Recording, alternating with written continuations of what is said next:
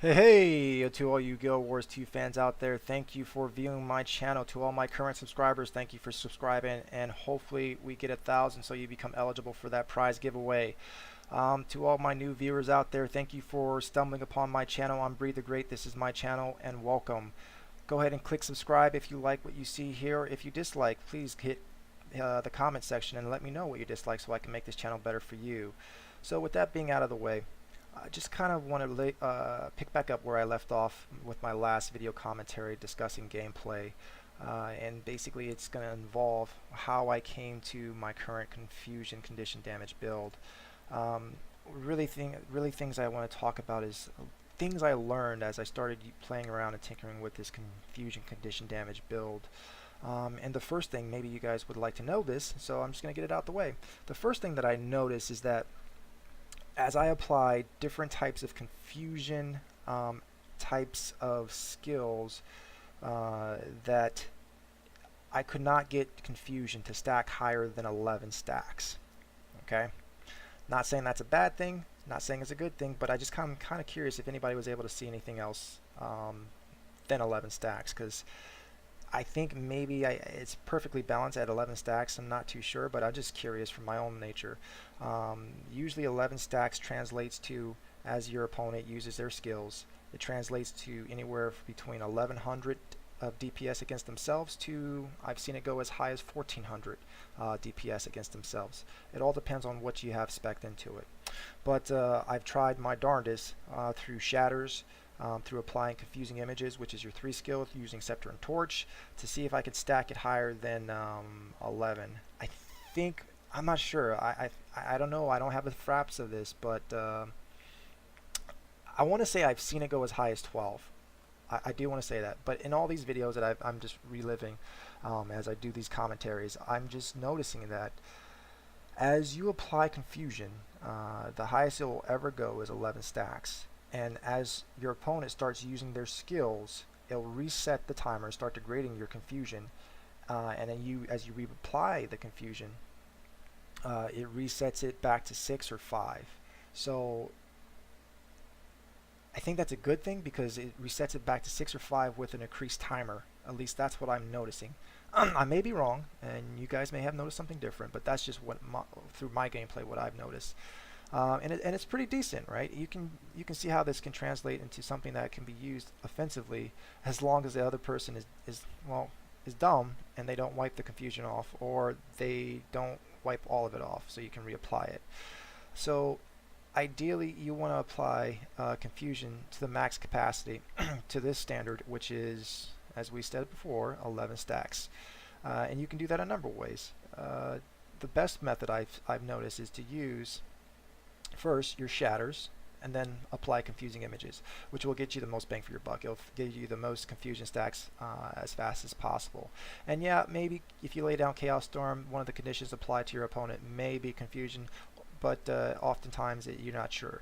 So it applies more than that. Just that it can apply vulnerability, it can apply bleeds, it can apply all kinds of conditions. Just got to look at what those conditions are in the skill tooltip. So that's the first thing that I've noticed. The second thing that I try to do, or not necessarily notice, but I try to do in this video, and I don't necessarily do a good job. I'm not saying I did a really good job here, because I do a better job as I progress along this involvement of my condition confusion Mesmer. But another thing that I try to do is not rely heavily on just the staff. Even though I still do a lot here, because at this time I thought that I was all spec'd into condition damage, and I translated Chaos Storm into my condition damage, which is semi-accurately.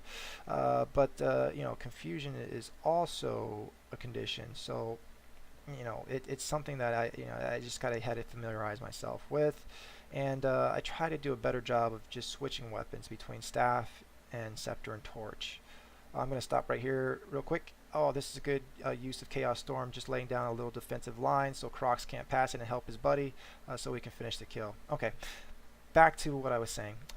So I try to do a better job of just switching weapons, and it helps because you can keep confusion on your opponent at all times through Chaos Storm.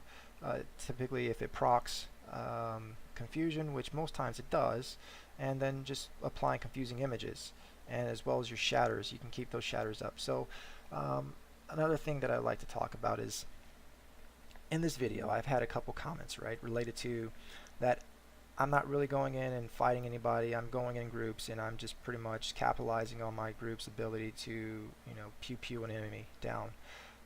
And you're absolutely right. I don't dispute that fact. I didn't build this build for a offensive purpose. I built this build for a defensive nature. This build is not to go in and try to destroy my enemy. It's trying to go in and outlast my enemy, and not just one at that. It's to outlast as many enemies as I possibly can. And the whole purpose, in my intent at least, from my playstyle is I want to make sure that I'm the best team player as possible. And what that to me translates into, not my KD or kills to death, what that translates into, my ability to keep my opponent occupied on a point long enough so that my teammates can go back and backcap points. And with this build, I think I'm comfortable with saying that I can successfully do this. I can successfully hold 2 to 3 enemies at a single point by myself and harass them long enough so that my team can backcap a point. And that's not to say that I'm not going to die, because I am not invincible and they're definitely going to kill me. I can maybe hold 2 by myself for a significant amount of time before I have to run away. 3, I'm definitely going to die, but I can hold off long enough that, well, they're not going to take the point before my teammate either A comes back and helps me for reinforcements, or B, they've already recapped the points that they thought they captured and we've been able to backcap them and hold them. So that is the ultimate goal of this build.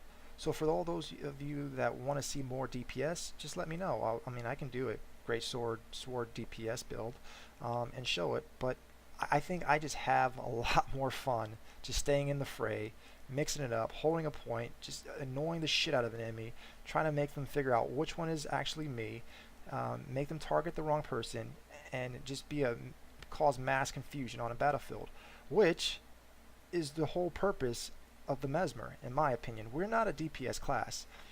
I can't match DPS for, say, a OP burst DPS warrior or OP DPS thief, or even an elementalist for that matter.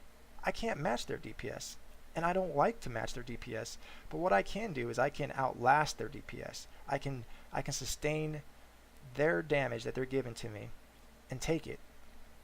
And that's my goal. That's my intent. I don't have, and that's the goal of this build.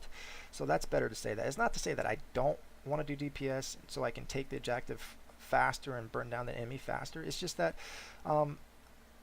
at this initial stage when you're watching these videos, I didn't get there yet. I'm not there. I haven't progressed to that level yet.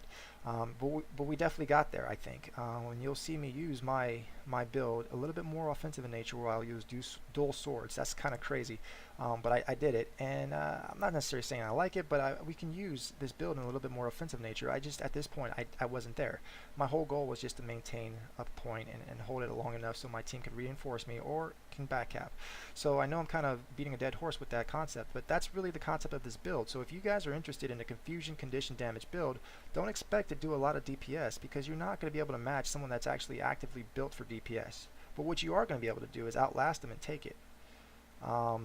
So with that being said, another thing that I wanted to point out is shatters. Shatters are really key, and some of the things that I've noticed is that shatters have an AoE effect, and I knew this before. All shatters have an AoE effect.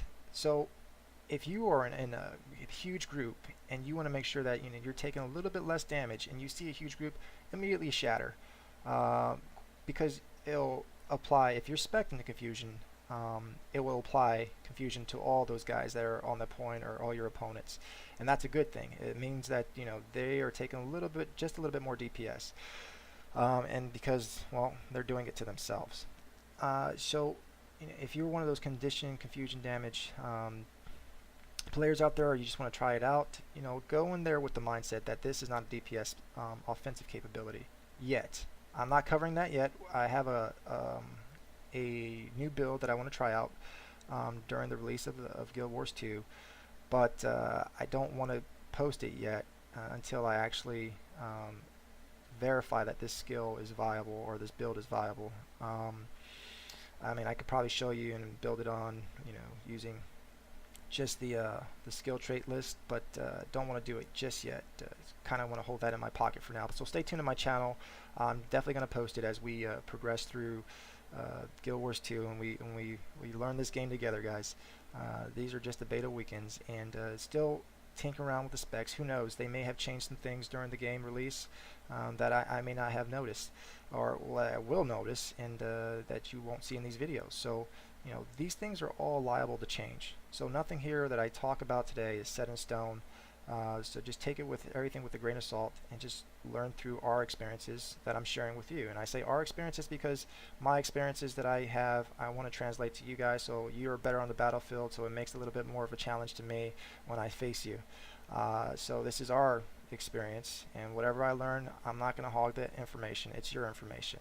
Because quite honestly, I want a great experience with this game. I want a great PvP experience with this game, and hopefully by me sharing what my views are on this game and what I've learned, you can help incorporate that into your gameplay and then translate that onto the battlefield, and maybe I'll meet you. So back to the video itself. So here, I mean, I'm fairly confident that I can take this guy one-on-one. And as you see, I laid down confusion on him, and he's halfway dead, and I'm at a quarter of my health. He's popped his heal back up, no problem. I just lay back in on him, have a bleed on him, and heal back up, full health, and just making sure I can take him. And this is a thief. He should be a burst guy, but ultimately he's not. He's confused about which one is me. He was attacking the right guy at first, but he comes off me to go kill one of my clones. Poor guy. But so you guys can see how this will work in real life.